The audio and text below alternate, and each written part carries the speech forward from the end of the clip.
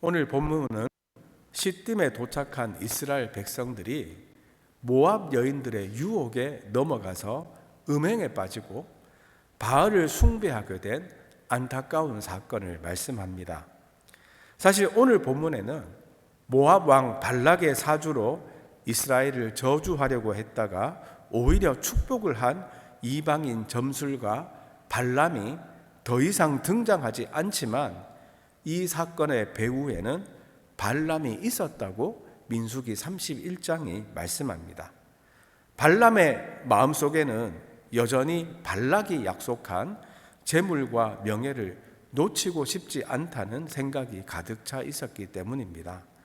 발람은 자신의 주술의 힘으로 이스라엘을 저주할 수 없음을 깨닫고 이제는 이스라엘의 내적 타락을 유도하는 방법으로 그 이스라엘을 무너뜨리라고 발락에게 조언을 합니다.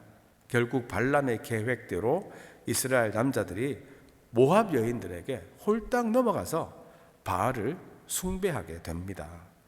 3절에는 이스라엘이 바알 부올에 가담했다라고 하는데 이 바알 부올은 한 단어가 아니라 부올에서 섬긴 바알이라는 뜻으로 즉 바알 신을 말합니다. 가담했다는 말은 바알을 섬겼다는 말입니다. 여기서 보듯이 바알을 섬기는 것에는 음행이 포함되어 있습니다. 여러분, 이 구약시대 이방 종교들을 단지 이 시대의 타 종교들처럼 생각하면 안 됩니다. 지금의 종교들은 그래도 도덕적으로는 의미가 있는 고등 종교들이 많이 있지만 그 당시 이방 종교들은 아주 야만적이고 비도덕적인 하등 종교라고 할 수 있습니다. 그래서 자기 자식들을 바치기도 하고 음행이 그들의 신을 섬기는 예식이었습니다. 바알 신전에 창녀들과 이 남자 창기들이 있었다는 것은 널리 알려진 사실입니다. 그러다 보니 이스라엘 남자들 입장에서는 모압 여인들이 큰 유혹입니다.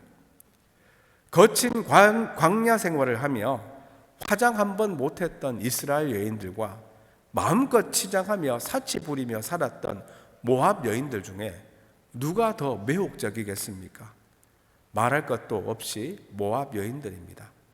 마치 시골에서 건강한 시골 여인들만 보고 농사만 짓던 이 농부가 서울에 와서 마음껏 치장한 서울 여자를 본 상황입니다.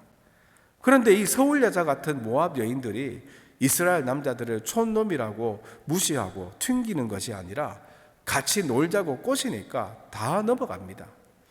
이때부터 이스라엘 백성들은 음행을 필수 요소로 삼았던 가나안의 우상 숭배에 관심을 갖게 되고 결국 우상 숭배 때문에 이스라엘 왕국은 망하게 됩니다. 여러분, 사람이 이렇게 연약한 존재라는 것을 잊어버려서는 안 됩니다. 뿐만 아니라 사탄이 끊임없이 어디서나 성도들을 넘어뜨리려고 하고 공격하고 있다는 것을 잊지 말아야 합니다. 사실 시딤은 요단강 동편 11km 지점에 위치한 곳으로 광야 여행의 그야말로 종착지입니다. 그러니까 다 와서 긴장의 끈을 놓는 순간에 시험에 빠진 것입니다. 그러므로 성도들은 선줄로 생각하지 말고 언제 넘어질까 항상 조심해야 합니다. 하나님은 이 이스라엘의 음행에 진노하셔서 4절에 보면 이스라엘 수령들을 잡아서 태양을 향하여 목매어 달아서 죽이라고 합니다. 이스라엘의 수령은 각 지파의 지도자들 말합니다. 수령이라는 사람들이 백성들을 옳은 길로 인도하지 않고 오히려 범죄를 선동했기 때문에 이런 끔찍한 처벌을 내리셨습니다.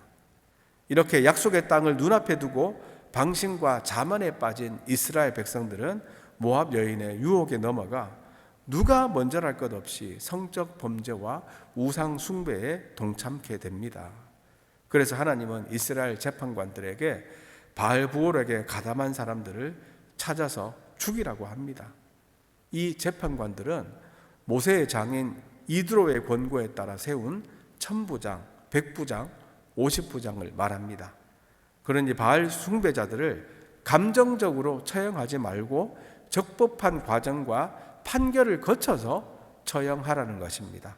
그리고 이 죄의 형벌로 하나님이 이스라엘에게 연병을 내리시는데 이 연병으로 죽은 자가 2만 4천 명에 달했다고 말씀합니다. 여러분, 이 말씀을 통해 하나님이 음행을 얼마나 싫어하시는지 깨달으시기 바랍니다. 이 음행에는 영적인 음행, 육적인 음행이 다 포함됩니다. 다른 신들을 섬기지 않고 하나님만 섬김으로 영적으로 순결한 자들이 되시고, 뿐만 아니라 지금 이 시대에 도처에 있는 수많은 성적인 유혹들을 물리치며 육적으로도 순결한 성도님들이 다 되시기를 간절히 바랍니다. 본문은 이어서 이 와중에 참 눈치 없이 대담하게 죄를 짓는 한 사람과 그 죄에 담대하다 못해 잔인해 보일 정도로 대처하는 한 사람을 소개합니다. 여러분, 상황이 이 정도 되면, 그렇게 사람들이 죽어나가면 이방인들과의 음행을 그칠만 한데, 온 민족이 회개하고 있는 그 순간에도 이 이스라엘 한 사람이 오히려 더 담대하게 6절에 보면 모세와 온 회중의 목전에서 음행을 목적으로 미디안의 한 여인을 데리고 옵니다. 그러니 이 사람은 눈치가 없는 것이 아니라 사실은 하나님에게 대놓고 반역을 한 것입니다. 죄악에 깊이 물든 인간이 자신의 죄조차도 깨닫지 못하는 어리석음을 단적으로 드러내고 있습니다. 이렇게 이 사람은 회개할 마음이 전혀 없는 철저한 우상 숭배자로 전락했고 하나님의 규례를 의도적으로 회파한 사람입니다. 그런데 이 악한 자를 보고 거룩한 분노에 차서 이 커플을 처치한 사람이 있습니다. 그 사람이 바로 아론의 손자 엘리야살의 아들 비느하스입니다. 그리고 이 커플의 이름을 14절이 밝히는데 시므리와 고스비라고 합니다. 비느하스가 이들을 보고는 손에 창을 들고 그의 막사까지 따라가서 창으로 이들의 배를 같이 꿰뚫어서 두 사람을 죽여버립니다. 여러분, 상상만 해도 너무나 잔인하고 끔찍한 장면 아닙니까? 그러나 이 행동은 단지 잔인한 행동이 아니라 죄를 단절해내는 영적인 수술입니다. 여러분, 몸에 암덩어리가 있으면 어떻게 해야 합니까? 빨리 절단해야 합니다. 안 그러면 온 몸에 암세포가 퍼져버리고 죽게 됩니다. 이렇게 암덩어리를 제거하는 수술을 보고 잔인하다고 하는 사람은 아무도 없습니다.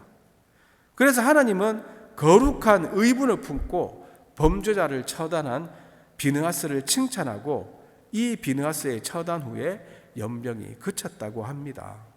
다른 말로 하면 이들을 제거하지 않았다면 연병으로 죽었을 사람이 2만 4천 명 이상 되었을 것이라는 뜻입니다. 그야말로 비느하스는 사망을 퍼뜨리는 죄 덩어리를 드러내는 영적 수술을 간 것입니다.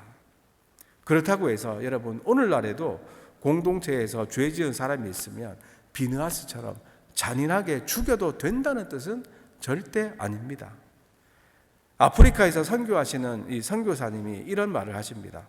아프리카 교회의 가장 큰 문제 중에 하나가 신구약 성경을 통합적으로 해석하지 못하고 특별히 구약 성경을 문자 그대로 해석한다는 것입니다. 그래서 지금도 동물로 제사를 드리는 경우가 허다합니다. 오늘 말씀도 이 문자 그대로 적용한다면 정말 큰일 나지 않겠습니까?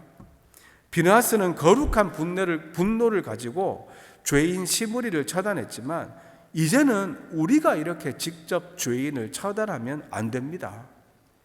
이 비느하스의 행동은 예수님의 의로우신 행동을 예표합니다. 즉 비느하스의 의로운 행동이 하나님의 공의를 만족시켰고 이스라엘의 거룩함을 회복시켰던 것처럼 예수님이 인간의 모든 죄를 지고 십자가에서 죽으시는 의로운 행동으로 하나님의 공의를 만족시키시면서 죽었던 우리 인간들을 구원하고 거룩하게 하셨습니다. 그러므로 비느하스의 단호한 행동은 이제 우리가 우리 안의 죄에 대하여 가져야 하는 태도입니다. 내 안의 죄성을 이렇게 날마다 도려내고 찌르며 살아야 하지, 이 죄 지은 다른 사람들을 보고 그렇게 함부로 살인을 해야 된다는 말씀은 절대 아닙니다. 죄에 대한 많은 정의가 있지만 감리교회의 창시자인 존 웨슬리의 어머니 수산나 웨슬리가 이렇게 죄를 정의합니다. 당신 양심의 예민함을 둔화시키는 것은 무엇이든, 하나님에 대한 당신의 감각을 둔화시키는 것은 무엇이든, 영적인 것에 대한 당신의 갈망을 악화시키는 것은 무엇이든, 당신의 영혼보다 육신을 더 강화하는 것은 무엇이든 그것이 아무리 순수하게 보이더라도 죄가 됩니다. 이렇게 죄를 정의했습니다. 누구든지 이 기준을 적용하면 죄의 목록은 무섭게 불어날 것입니다. 그런데 이 기준을 듣고 속으로 큰일 났다, 나는 꼼짝없는 죄인이로구나 라는 탄식이 나왔다면 다행입니다. 아니, 그렇게 느껴야만 합니다. 내가 죄인이라는 사실을 인정할 때 우리는 우리의 죄에 분노하고 절망할 것이기 때문입니다. 주님이 내 안에, 내가 주님 안에 머물러 사는 사람은 죄의 유혹과 죄에 대한 진도로부터 해방됩니다. 거룩하신 예수님과 사귀어 살면 내 존재가 하나님께 점점 조율되어 갑니다. 예수 그리스도를 주님으로 영접하면 성령의 능력 안에서 거듭나게 되고 죄를 미워하게 됩니다.